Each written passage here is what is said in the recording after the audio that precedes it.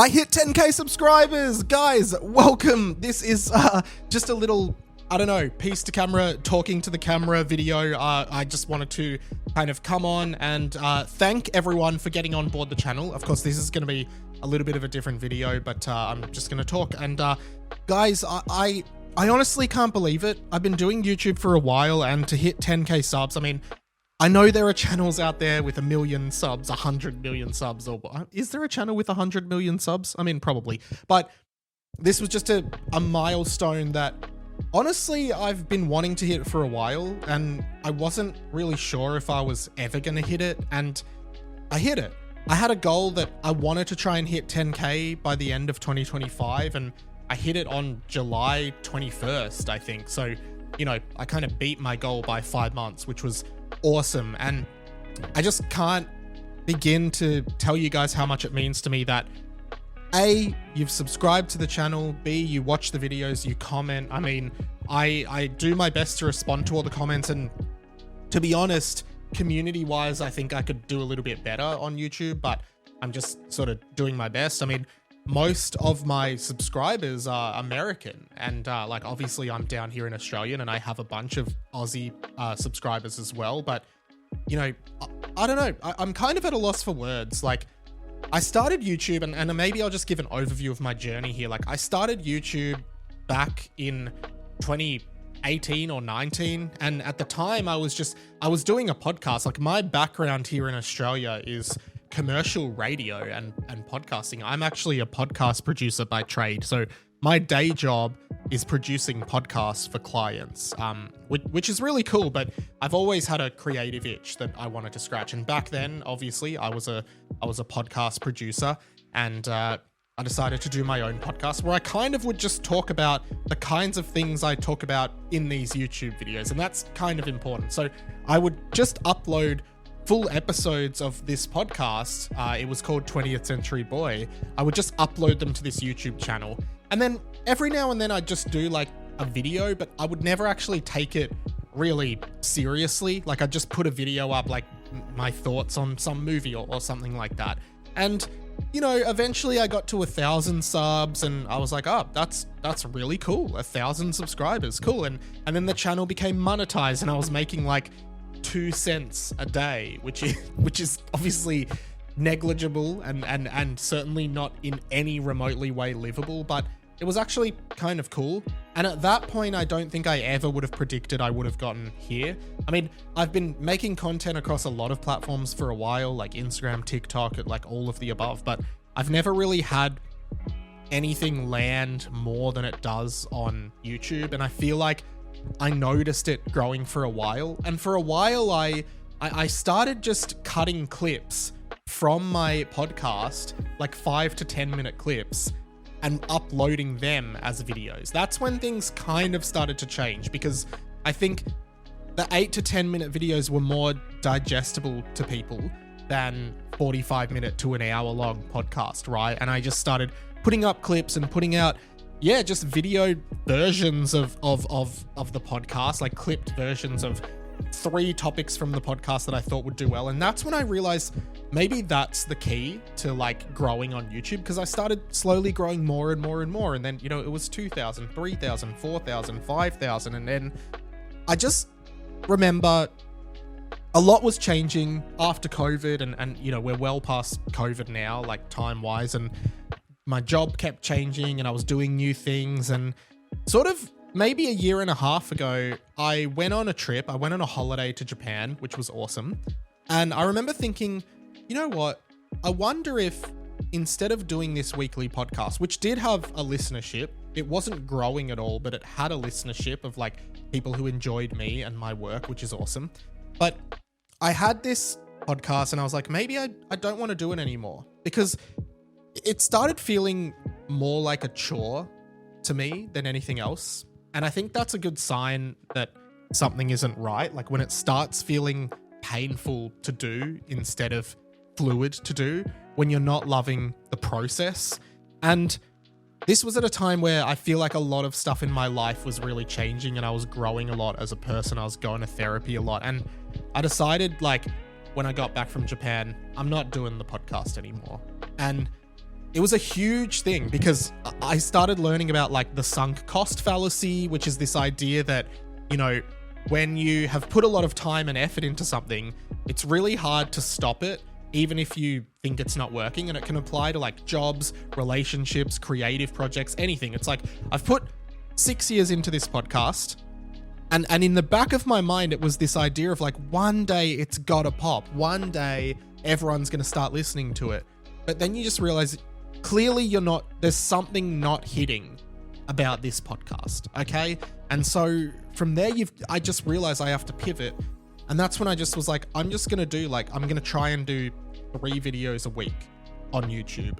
That is what I would have talked about on the podcast, but I'm just gonna turn them into like proper videos now. And I'm just gonna like put effort into making them good content for YouTube. And that's when things really started to change. And, you know, if you've been subscribed for a while, you would probably know all of this. If you're a new subscriber, like what I do here is videos about essentially 90s and 2000s nostalgic pop culture and geek culture and nerd culture. That's kind of my niche, right?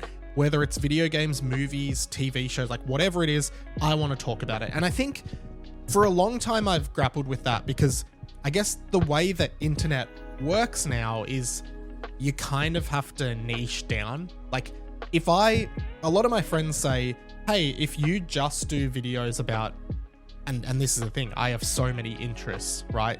They're like, if you just did Pokemon videos, or if you just did Nintendo videos, or Harry Potter videos, or Marvel videos, or whatever it might be, you'll grow faster.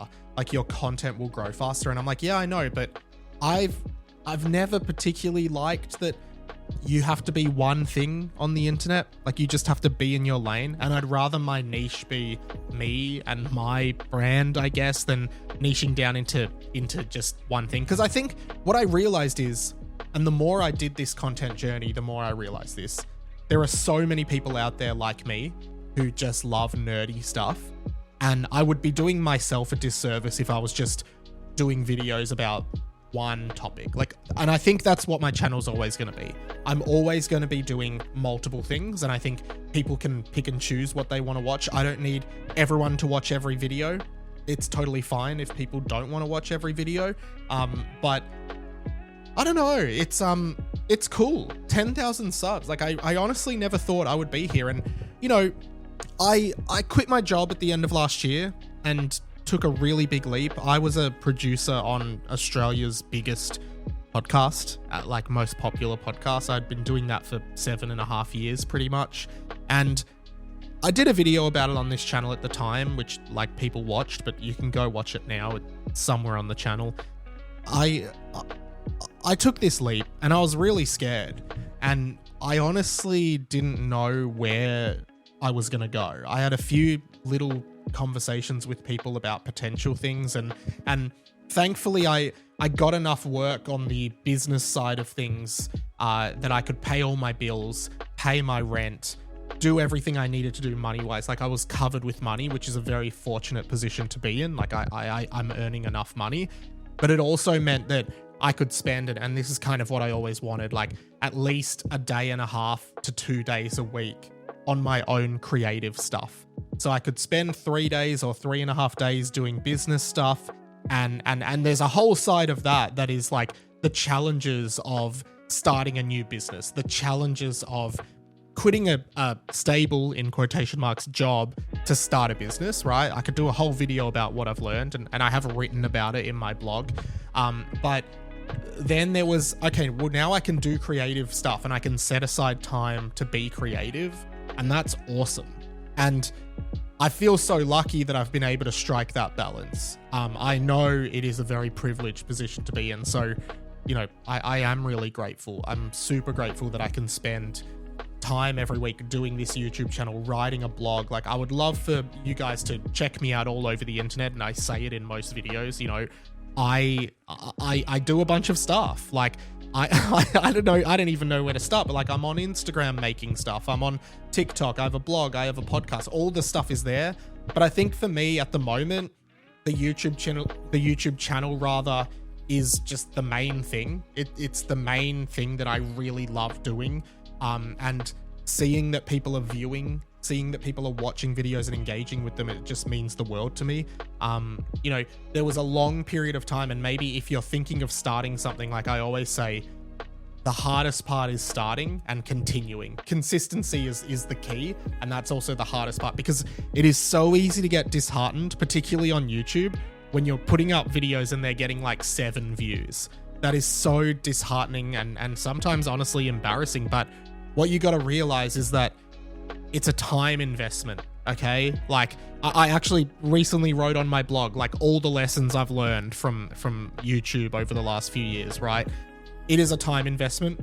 Things move slowly, they churn slowly, and you've just got to, if you really want to do it, just keep being consistent. Keep putting content up.